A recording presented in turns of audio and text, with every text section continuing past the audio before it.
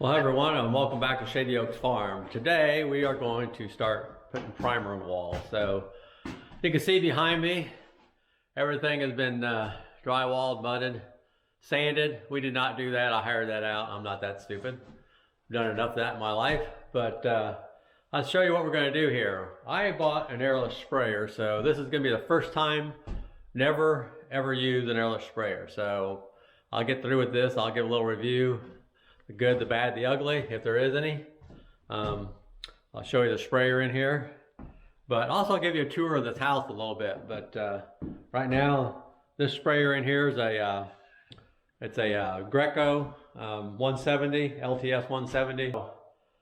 This is brand new, just out of the package. I've had it for a couple years, never used it, bought for this purpose. Right now I just sit there and I took the, I had that Armor chemical in there to protect it. So I just ran that through, and before long I will stir that paint up a little bit, stick that hose in there and prime it up there to get ready to spray. I'm using this gun came with it. I'm using a 510 tip on there. This is what I've read about, and we'll find out how much I read is correct or not. I have a 515 also, so we'll see how it sprays. I got a 30 inch extension on here. These ceilings are 9 foot. So time I get up there, I'm about 12 inches away, which is supposed to be the optimum distance. So we're gonna see. So we're gonna start that in a little bit. So I'm gonna dress up like a Ghostbuster or a marshmallow. We'll see what I look like afterwards. But this is the, we're gonna start in this room here. This is the closet. So this is my wife's closet, so that's why it's bigger. But anyway, we're going to start in here, start on the ceilings, paint the walls. She's going to back roll behind me just because this is new drywall, and we want to make sure that the paint gets pushed into the paper. And also another reason you want to back roll, what I've read a lot, when they sand, you get this fuzz on here a little bit. So you got two options. You can either back roll and push that paint into it, and that helps push that fuzz down, or you can spray and not back roll, and then you have to go back and sand that fuzz off, because it's gonna, that paint will pull that fuzz, especially on the ceiling and stuff. It will kind of pull it away from the wall. So we're gonna back roll everything. So she's gonna go behind me, back roll everything, and go from there. We'll see how it works. She's gone around and wiped all the walls down. That's what we've been doing for the last few days here. We haven't done a video on the house for quite a while. You can see I taped all the windows. Another closet in here. Again, this is my closet. We'll spray paint that. And then we're going to move on to the bathroom here. So this is the master bath. Another window all taped up. Windows taped up everywhere. Shower. We have not gotten a shower tile. In fact, I got a tile guy coming out today. I'm not going to tile this one myself. I've done one my prior house. We're going to do everything else on the flooring, but I'm not going to do the tiling on this. And then the master bath, blue board all over it.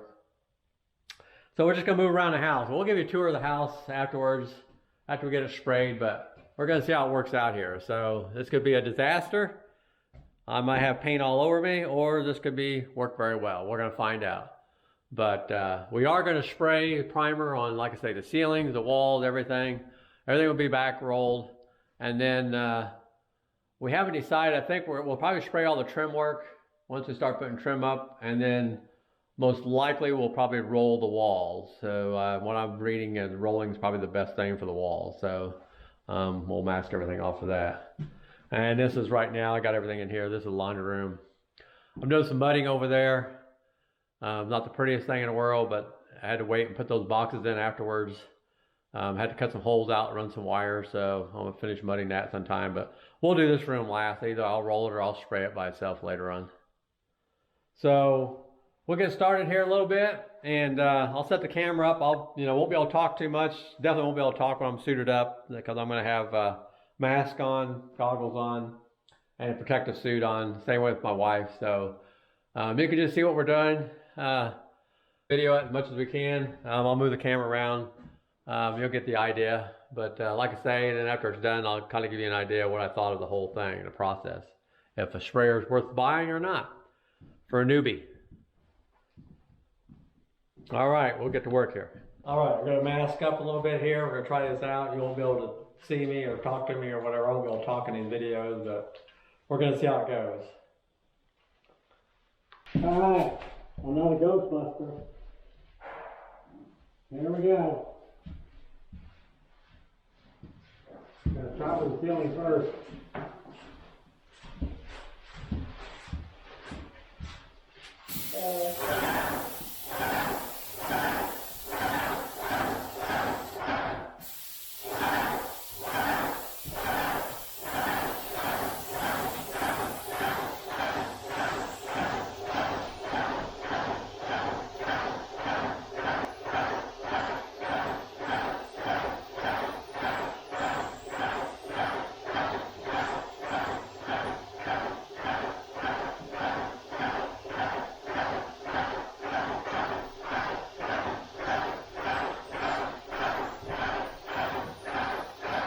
Should I start?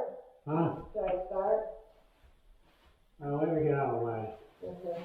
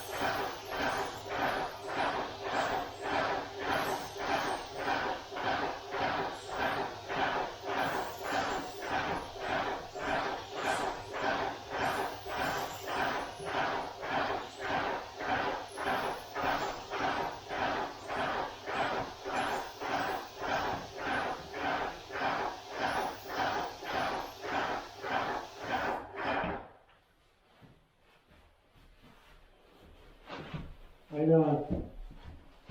Okay? Yeah, I don't know if I have a lot of paint on my brush. You don't need a lot of paint on your brush. Okay. Hold on a minute. Or we're going to take it off. Not a brush, it's a roller.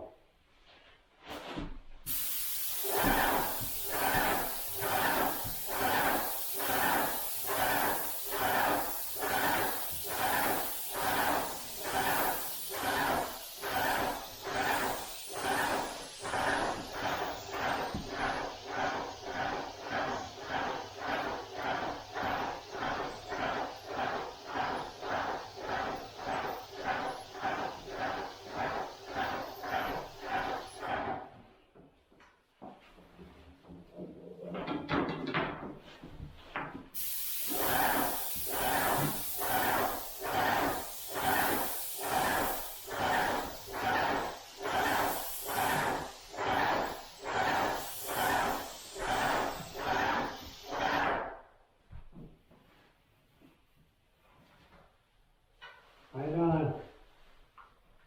I think you're doing good. I don't know, I can't tell. Huh? I don't know, I can't really tell. Looks good to me. It looks all right. Yeah. Hey, it's primer, honey. Always doing a good job, honey.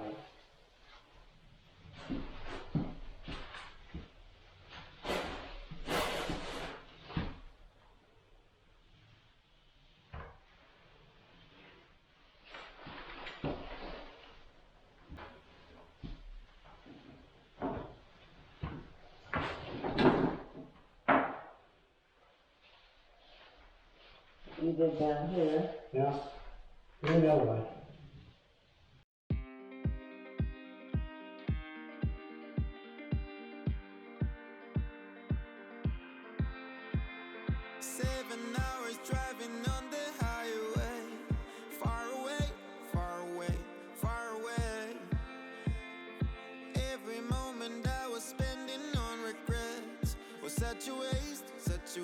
Such a waste. Looking on the flashing bright in my eyes. Look up to the sky and I got this relief inside. Then there's no need to hide. I'm going all the way up. I'm going all the way up. I'm letting go in my heart. All right, that's day one. We didn't work all day, worked a few hours on it. Won't be able to tell till it dries, but a lot of white. Maybe we'll just keep the house this color, honey. I don't think so. Anyway, that's our primer. Like I say, we back rolled, you saw that. We'll do some more tomorrow. We should finish everything up tomorrow, or close to it. So, next room will be this tomorrow. We're getting bigger rooms. I'll tell you what, the closets are hard. The bathroom and closets are tough, aren't they? Yeah, that's good. So, we'll have a couple tough rooms on the other side of the house. We have a bedroom that's full of hardwoods. That's going to be fun. And then we got a bathroom that's a little bit smaller than this bathroom. And then our 2 bedrooms. And then we got the great room, which will be nice and big, plenty of room to move around. So, anyway, we'll get back at it tomorrow.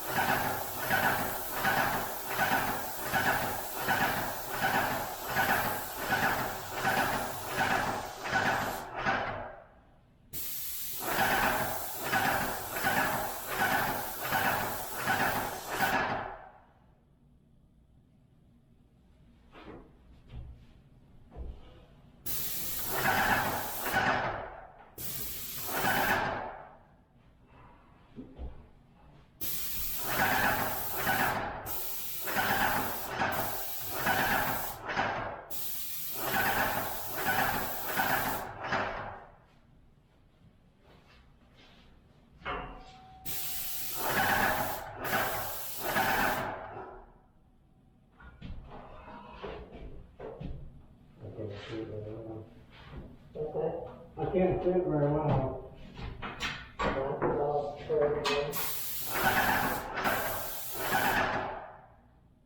Huh? What's that? Can't see because of your glasses? Yeah, I just like, I think if I really get down. Oh.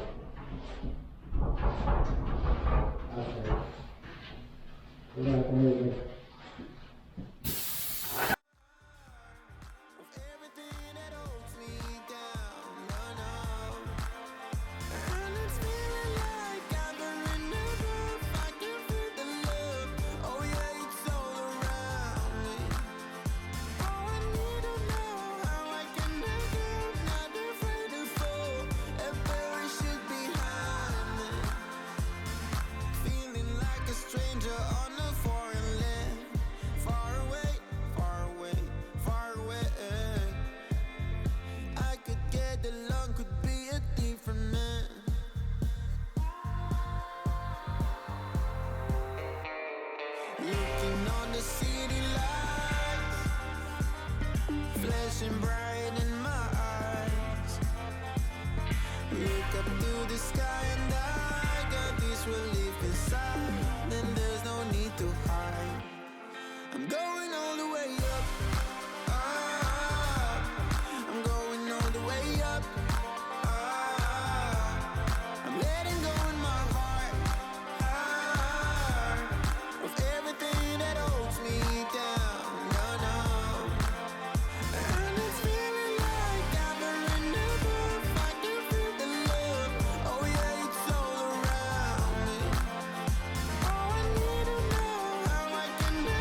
Another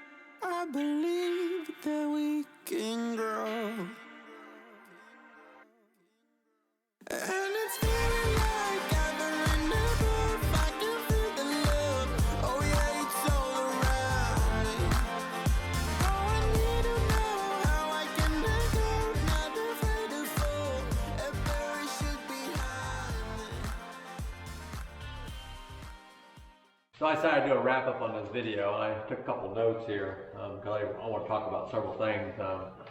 First time using a sprayer here. This is a LTS 170, as I mentioned before.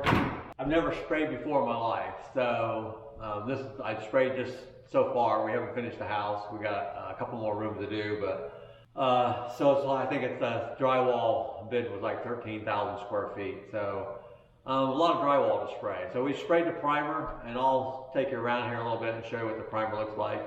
I think it did an excellent job. The sprayer did for what you pay for one of these. This is not a real expensive one. I know a lot of people tell you, to go up an extra 2 or 3 models, where you're getting to the $1,400 range, $1,100 to $1,400. You really don't need to. Unless you're doing it professionally, this is just a homeowner sprayer. You might spray, rooms or something, or some projects, during the year, you're outside of your house or something, you're not using it every day. So I've sprayed approximately 30 gallons through it so far. I had started off with 50 gallons. I take that back, 35 gallons. I've got three and a half buckets of 5 gallons pails left. We'll use those up easily. We estimate around 50 gallons, 10 pails of white primer. We're using a PVA primer. That's an important thing. Make sure you use a PVA primer. It seals it. As far as primers and paints, there's been a lot of discussions about that, and I've had my discussions with some of the folks at the Sherwin-Williams and stuff. And primers and paint is not for drywall. It's great for covering old paint, or you're repainting a room and stuff, But as for a primer, for drywall, sealing a primer, you can't get by with just using, if you're going to go green or blue or yellow or whatever, and it says primer to paint, it's not going to do it. You're going to get flashing. There's no doubt about it. I don't care, how much you try. You can lay it on thick, but if you just lay a coat or two on there, you're going to see flashing. And flashing means you're going to see, especially raw drywall, you're going to see those sanding spots, where they got those, where they mudded it and sanded it. You're going to see those spots, and it's going to look like stripes, wherever those were. So you have to buy a good PVA primer for drywall. So don't be fooled that you think you get by going down and just, you're not saving a whole lot of money. I'm going to tell you right now. The primer is around less than $9, around $9 a gallon. I can't remember. I think I paid roughly, might have been $500 or something like that for the 10 gallon or 10 5-gallon cans that I have. So it's well worth it. It's not worth trying to go out there, because when you start buying paint, you get paint to $60 to $100 a gallon anymore, especially now with all the resin problems and everything else. Do your homework and go out and buy a good primer, and don't try to skip that step of thinking you can just paint your rooms, the color you're going to paint, and a primer in the paint's going to cover it up, because it's not going to cover it up. So I got a few notes here. So one was a PVA primer. Back rolling. We back rolled, and you'll see that, you probably saw in the video, my wife back rolled everything. I'm still, back rolled to not get rid of all the paper fuzz, that I talked about. And paper fuzz meaning when they drywall and they sand, and there's a pack, this is over here to my right. I don't know if you can see it in the camera or not, but this has not been primed yet. This is going into our great room. We haven't done this room yet. We need to do the ceiling and so tape off the beam. But anyway, this is drywall, and then they feather this out. So you got a 12-inch, at least a 12-inch mudding job here. And it's nice and smooth.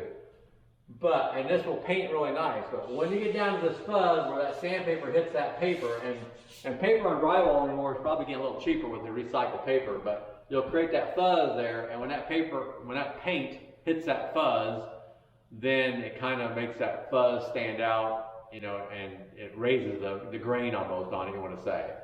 And so back rolling is supposedly supposed to push the paint back into that paper and help that fuzz, but we're finding that we're still going to go back and sand. So it's just a light sanding, but we're not going to get by without sanding at all. We thought we might be able to. So but the back rolling is still important. You know, it does push that paint in, and it does cover. Make sure you get a good coverage and stuff. So, you know, I'd probably still back roll again, but it's not going to take care of the fuzz issue. So we'll go back and sand those areas. You know, I don't know if I can show you on the camera later on what I'm talking about. You'll see there's some spots there, and maybe you'll see what I'm talking about. But you know, we're going to sand. You know, it's just a quick sanding job. I already sanded our master bedroom the other day, just trying it out. You know, I bought a couple of sanding discs, you know, and I tried it out and it worked fine. So, you know, the ceilings are the toughest, you know, because it's a 9-foot ceiling, so you got a big pole up here trying to sand the ceiling, you know. So I'm hoping, you know, I do it just a halfway decent job, and when you know, the next thing I'm going to do is put primer white on these ceilings. So that's our next step. So once we get through, we'll probably paint this great room and the sunroom and stuff the next day or so, and we have a bonus room above the garage we need to paint. We stayed up late last night and did the kitchen. I didn't put this on the video or anything because you've seen enough of my painting. But we painted the kitchen and one other bedroom yesterday evening until I think we finished off like 7 or 8 o'clock last night. And so once we get all the rooms primed, then I'll go back and I'll spray all the ceilings white. And then we're going to go ahead and move on to some other projects, which I'll put on video. One of them is putting a tongue groove on the great room ceilings and stuff. It's called pine beetle kill. So I don't know if you've ever seen beetle kill or not. It comes from the Colorado area. It's pretty cool looking wood. So anyway, not to get rambling on to something else, but I will try to show you, you know, some of that, like I say, that fuzz and stuff, you know, whatever it is. What I thought about the spraying, the hardest part I think of spraying is doing the ceilings. You know, you're up here like this, and you can see me in the video. You know, you saw. You know, you're trying to walk that straight line. You know, and keep moving. You got to keep moving. Boy, you stop, and you know you're going to build up the paint. So you know you got to keep moving. You got to keep that moving. And you know, several suggestions I read, I've seen on video. You know, where they talk about, you know, trying to watch that paint go on the wall. You know, and that's what you almost got to do. You got to watch it laying on that wall. You know, move that certain pace, you know, and then back up, you know, keep that same pace, and then go forward, and you know, just keep going back and forth, back and forth, back and forth. When I did the kitchen, our kitchen is 30 feet long, whatever it is, and you know, 20 some wide. I did 20 foot wide or whatever. It was a lot easier walking this way than walking the whole length. So you know, a lot easier than the short steps, you know, and trying to go those long steps and keeping that straight line. So I think that was the hardest part, keeping a straight line no matter what, even on the wall, you know, trying to keep that straight line. It always seems like you want to veer a little bit, you know, and making sure you keep it 12 inches from the wall or so. So, you know, keep that same, you know, that you want to keep that same thickness, you know, the paint going on the walls. There's a couple spots my wife ran into when she was back rolling, you know, and she goes, hey, you got a little thick here, you know, and I probably stopped, or I got tangled up in my hose one time and I stopped, and you know I did that once on the ceiling somewhere. You know, it's like I stopped, and as soon as you stop, in fact, I don't know if I have it on the video. I can't remember if I showed this on the video or not, but my wife, I let her try it, and she stopped above the window, and she was trying it, you know, and she stopped, you know, and it was just dripping off above the header of the window, you know. So it is tough to get that used to, you know, making sure you just keep moving. And that's the thing about it. You're not just, you know, when you're spraying in the walls and the ceilings, you're not just, you know, on, off, on, off, on, off. You know, it's one consistency. You pull that trigger, keep it on, and just keep going, keeping it on. I do a whole wall. I never release a trigger a lot of times. You know, once in a while I release a trigger, you know, and I change hands or something, especially if I got, you know, a corner where it's a left-hand corner or something, you know, where I need to do my left hand to get over there, closer to the corner. But most of the time I just, you know, you just keep the trigger going, and just, you know, that pump would just keep pumping, and making sure you keep the paint in the buckets. You know, there's only one time I ran out, and it was kind of alarming because when I ran out, the pump just kept running, and I'd never been to use a you know, airless sprayer before, and it not only ran out, it got clogged up. So my screen got clogged up, and that pump just kept pumping, and I ran out here and shut it off.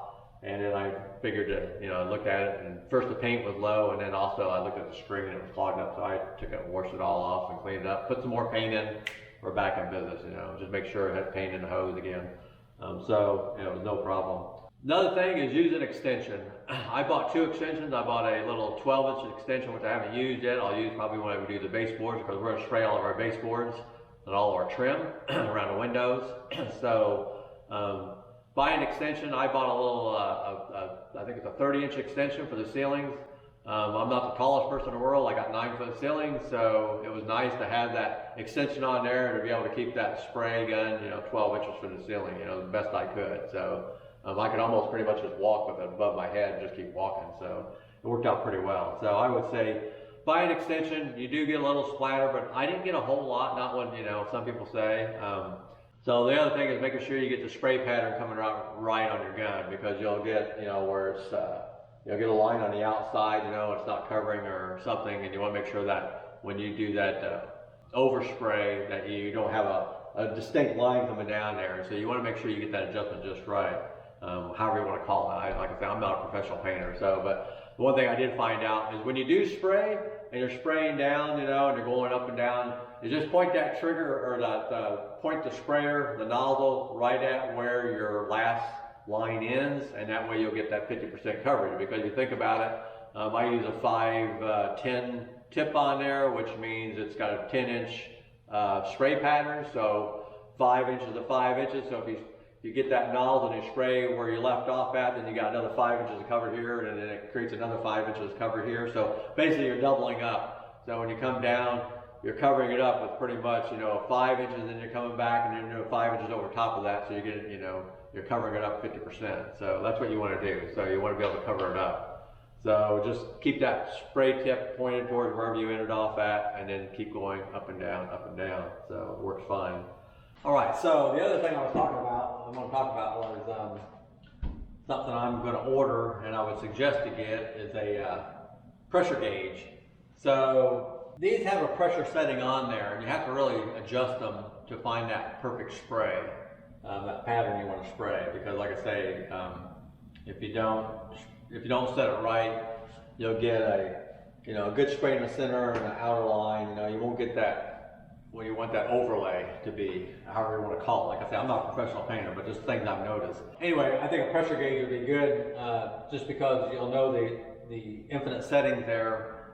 For example, you might find that perfect setting for spraying, like this primer here. I had it kind of set in the same spot, and I kind of made a mark with my finger on the paint. You get a lot of overspray when you paint in the house. I kept this out of the room wherever I was spraying at, but anyway, I'd make a mark on there, kind of find a close place where it was at. But if you had a pressure gauge on there, and you found that setting at 1800 or whatever, or 2000 psi, then you could just set that, start at that point, whatever. So it's really tough because there's just a dial on here, and it just says start, and then you just increase it until you find that pressure. So I think it'd be good to have a pressure gauge, and they're not very expensive. I went ahead and ordered one for this one here, because I think it'd be nice to know whether you're spraying, if they suggest you set let's say spraying a finish spray with a 310 tip, or something, and it might say, the lower the pressure, the better. And it might be around 1,000 to 1,100, 1,200, or whatever. It'd be easier to dial that in, at least find that setting there, and then adjust accordingly. Whether it's up maybe 10 psi or 20 psi, whatever, to find that setting, because it does make a difference. I could sit there and I'd have my wife going in the other room, and I was spraying on a wall just to find that pattern, when I first started out. And I'd say, I'll turn it up a little bit more, just a little bit more, a little bit more. But then the next day when you come out here, you set everything down, and that's something we'll talk about a little bit here. But it'd be nice to know that that setting is, 1800 or 1900 or whatever it is. So I would recommend probably getting a pressure gauge, and I'm going to buy one for this one. Talk about cleaning. So you can use these things. So we sprayed, I think we started, I don't lose track of time, might have been Thursday or Friday, whatever. And you don't have to clean it all up if you want to keep spraying the next day. So we use this thing for 3 days in a row. So I spray today, we do maybe 3 or 4 rooms, whatever. And some days you only get to work 2 or 3 hours, just depending on what we got going on that day. But you could spray for 2 or 3 hours, whatever you're spraying for, and all you had to do was really just seal the bucket up. We put cellophane or saran wrap or whatever. I used plastic one day and taped it all up to keep the air out of it, and just left everything in the bucket. Some people say you can take the suction tube hose out, and put it in the other bucket and rinse it off, and everything. I didn't even do that. I just left it in, and that's maybe why I got a little clogged the next day, because I might have been getting hard down there. But I just left the suction tube in the paint bucket made sure the paint bucket was full, and just left it alone and turned it off, and came back the next day. Pretty much turned it on and started spraying. I would take the spray tip off the gun, so you know, this doesn't have a spray tip on it right now, and it's sitting in there just drying, or they're drying. I'll probably keep them in a container to keep them clean, but I took the spray tip off every night, and I just take it off, take the spray guard off, put them in the water, rinse them off a little bit, and just let them sit there. And other than that, I didn't do anything else. I leave the extension tube on there. One night I did take the extension tube off. I did make sure, because I was spraying without the extension tube on, you'll see it on one of my videos when I was doing our master bedroom. I had to get on scaffolding. That was the only time I had to get on scaffolding, and I can only do so long of a stroke at a time. So I did take the tube off, and I just ran a cup of water down it, you know, to rinse it out, make sure it ran clear, and that was fine. I just left it in the bucket.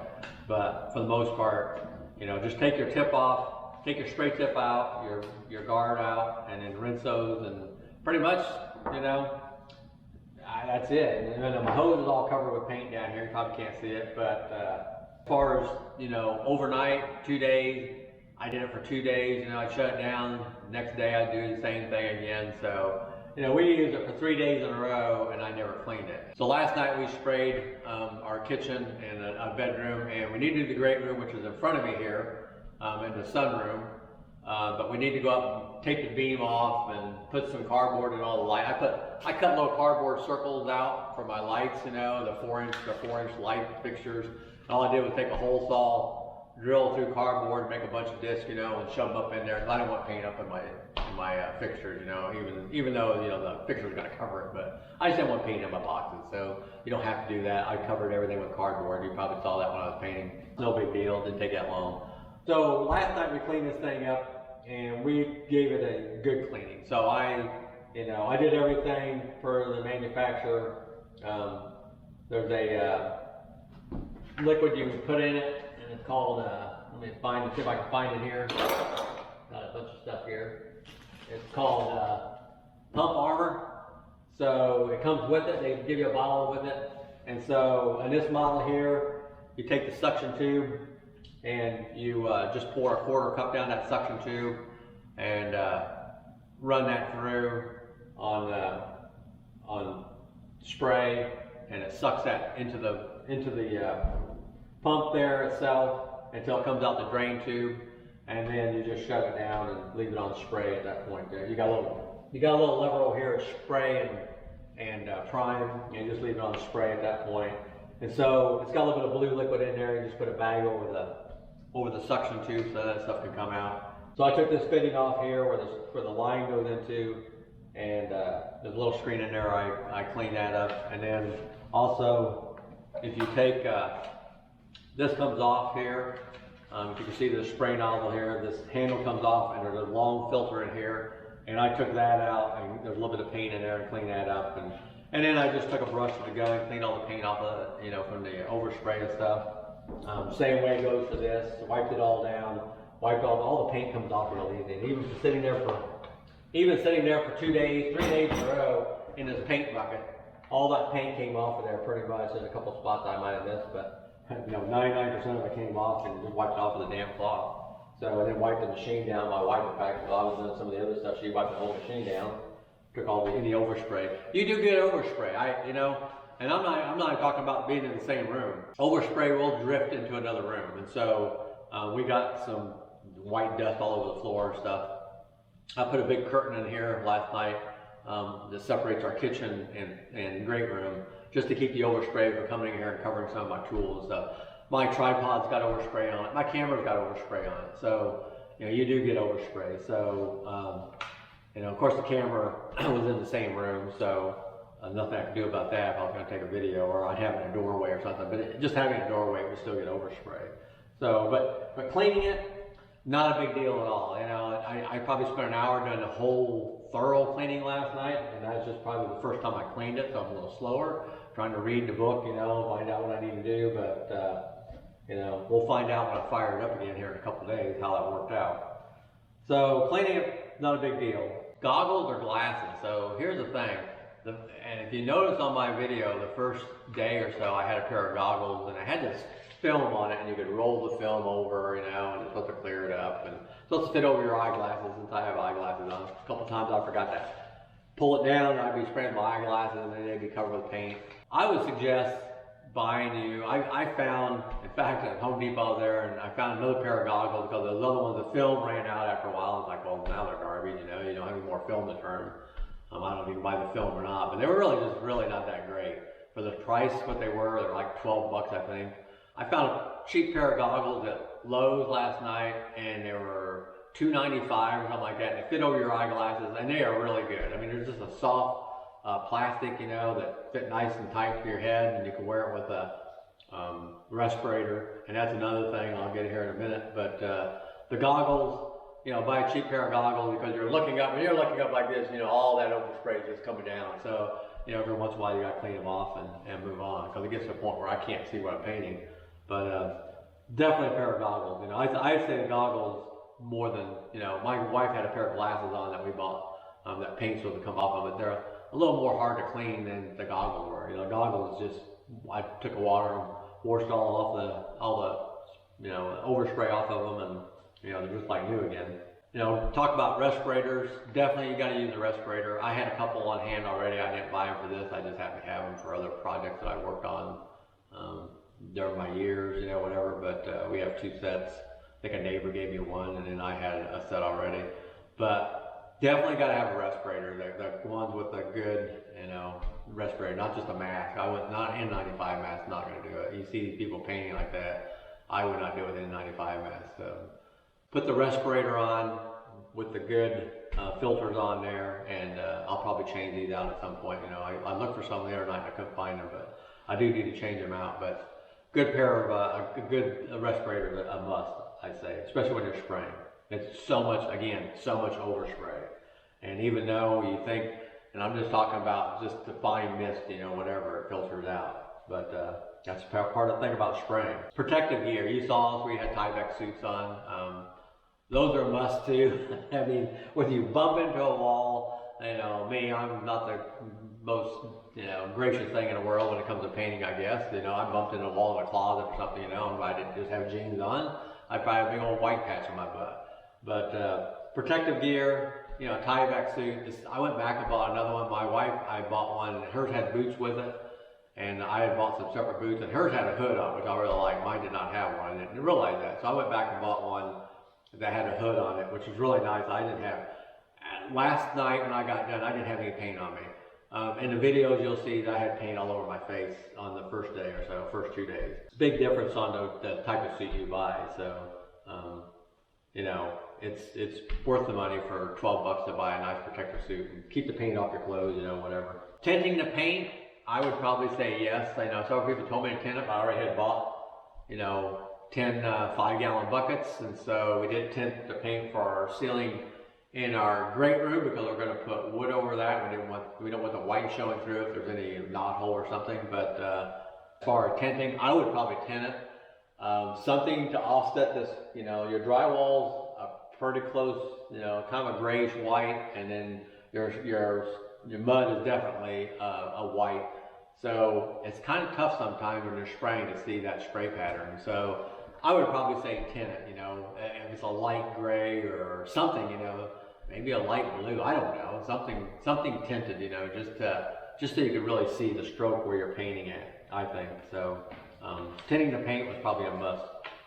Watch videos. I watched videos out there before I did this, and I watched a lot of videos out there on YouTube, and one was Paint for Life. That guy's good, Idaho Paint or whatever. He's got a lot of good videos out there, and you can learn a lot from him. I learned a lot from him watching him, how to paint, you know, whether painting primer, painting rooms. We're not going to spray our rooms now. We're going to spray the ceiling white. That's the next thing I'll do here.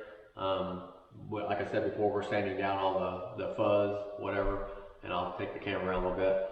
But yeah, watch videos. He's got a lot of great tips out there. I learned, you know, like I said, I've never, if you've sprayed before, you don't have to watch videos, but I've never sprayed before. So watching videos is number one thing I learned, you know, how to paint the ceilings, you know, keeping that smooth stroke going back and forth, watching that paint go on the walls or ceiling and stuff. So I'd highly recommend that if you've never done it before. or watch my video, you know. I'm not the person for the great tips, you know, like he's been doing it for, that's what he does for a living. But at least you can see, you know. So there's videos out there on YouTube. I watched a guy, one video out there, or a couple videos from different people, and he used just a paint with a primer in there, and on his raw drywall, and he had flashing. You know, you could see, you know, I think he must have, he sprayed it, he rolled it, and, you know, he just had a problem with the paint, you know, trying to cover, you know, the raw drywall. So, you know, again, back to that primer, buy a primer, don't use a paint with a primer in it for drywall, at least if you've got new drywall. But that's why I say, yeah, go ahead and watch videos out there, but not everybody's doing it correctly, you know, so make sure, you know, and I'm sure, so you can comment if you think I'm doing it correctly or not, but I'm just going by what other experts say that do it for a living and what they highly suggest, you know. And plus the Sherwin-Williams guys, I bought our paint from Sherwin-Williams, and you know, again, what they recommend, so follow your experts. So but anyway, that's about it. That's all I got on my notes here. I want to just cover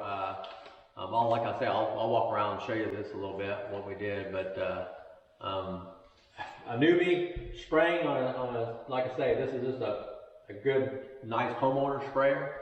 Again, this is the LTS 170. Great sprayer for homeowners who's doing some projects here around, like I'm painting my whole house here, and I'll probably paint the foundation outside and some other projects around the farm, but can't beat it. So let me take the camera here, show you a little bit of what rooms we painted, and then we'll wrap this video up.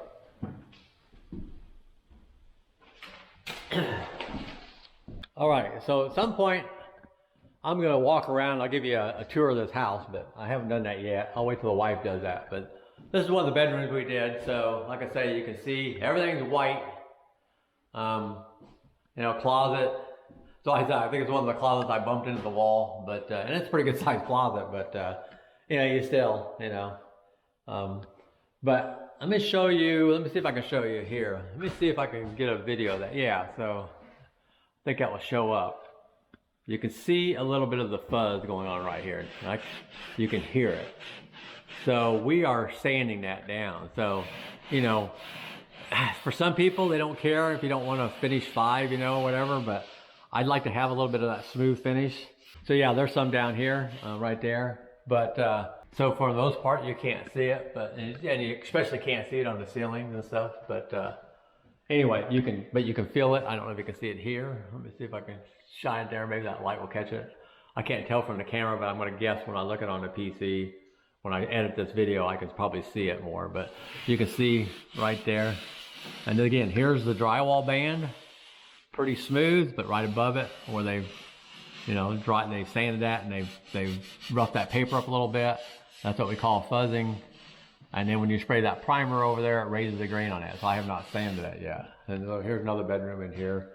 So nothing special, just another room all white. So here's the kitchen we did last night. I'm gonna come in here, and this light's gonna mess it all up because I got a light in here, and it's gonna throw it all off. You get some of these wavy marks with this light, you know. I don't know, this LED light's really kind of mess things up. So, but I want to go in here, the other room here. I've been sanding in here, and I'll show you the sander I'm using. So I'm going around.